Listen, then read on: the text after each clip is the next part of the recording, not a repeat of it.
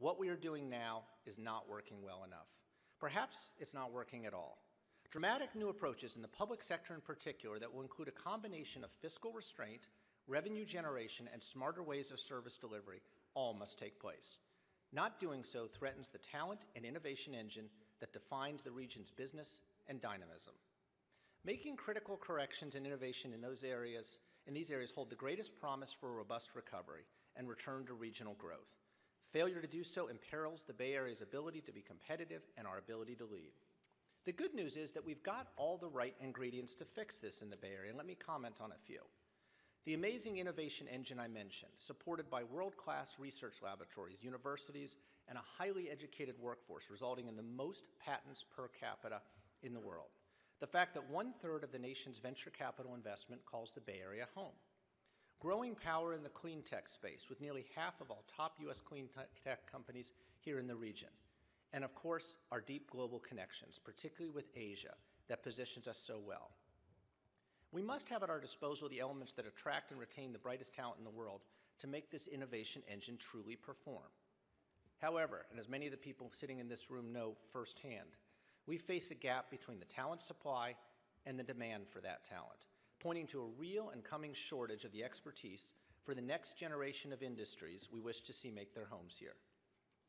In the face of this shortage, our ability to train our own for the jobs of the future is faltering with diminished results from our public schools, especially at the K-12 level. In proficiency and standardized testing at critical junctures in our children's lives, California places poorly. Add to all this the element of tough international competition that the report 2 years ago had as its central theme, and you understand the significance and urgency of what we are facing and what we must do.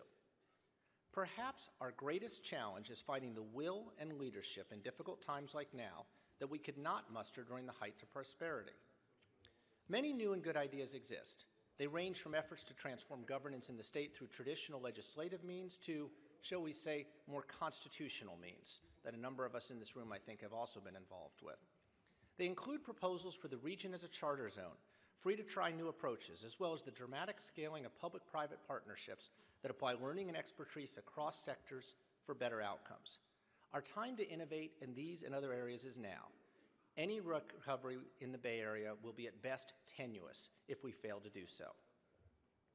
In sum, this year's report again outlines a number of areas critical for the Bay Area and right for what I would call California-style innovation.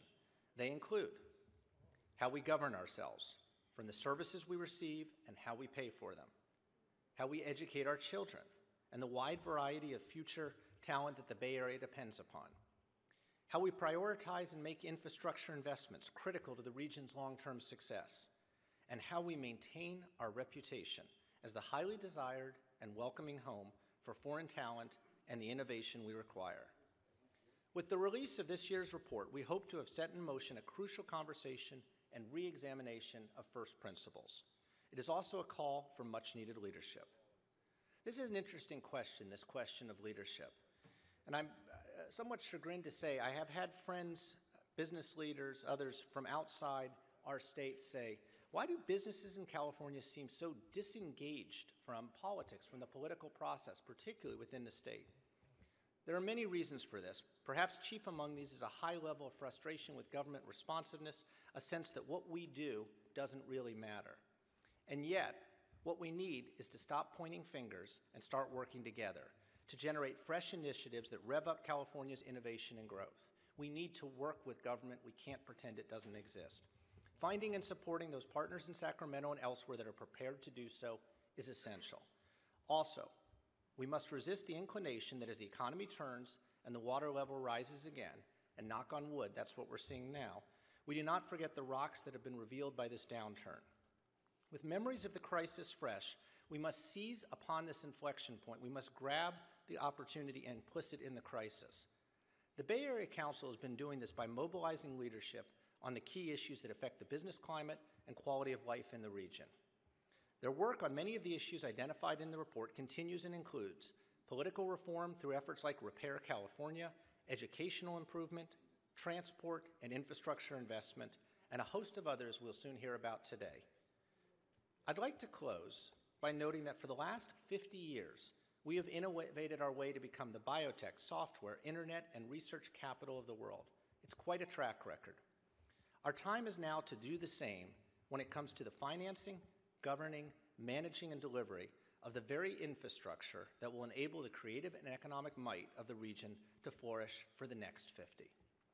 I ask you to join me in pledging to be one of the local leaders that will assure this innovation happens, securing the region's future as the greatest place in the world and the greatest place to work and raise our families.